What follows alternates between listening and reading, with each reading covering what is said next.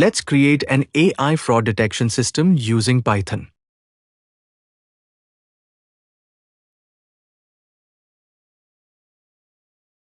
We import NumPy for numerical arrays, FastAPI components for the web framework and form handling, HTML response, and Jinja2 templates for rendering web pages, and Random Forest Classifier as our machine learning model for fraud detection.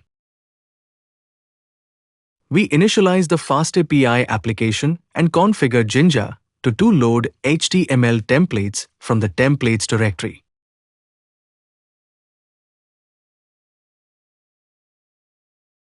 We define training samples where each row contains 3 features: transaction amount, international transaction status, and transaction hour, representing both normal and potentially fraudulent transaction patterns.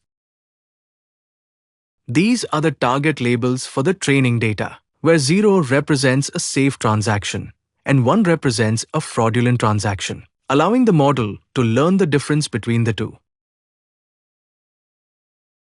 We initialize a random forest classifier with 10 decision trees and train it on the transaction dataset so it can identify suspicious transaction behavior.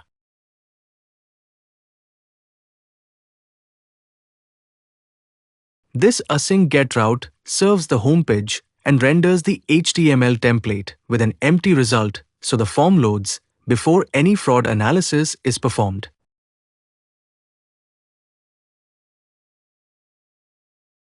This async post route receives transaction details submitted through the form, including the transaction amount, whether it is international, and the other transaction occurred.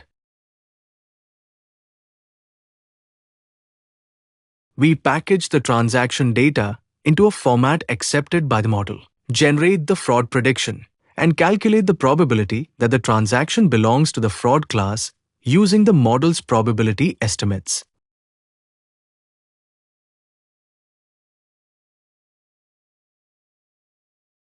We create a structured result object that formats the transaction amount as currency, converts the international flag into a readable value, formats the transaction time, and includes both the fraud verdict and confidence percentage.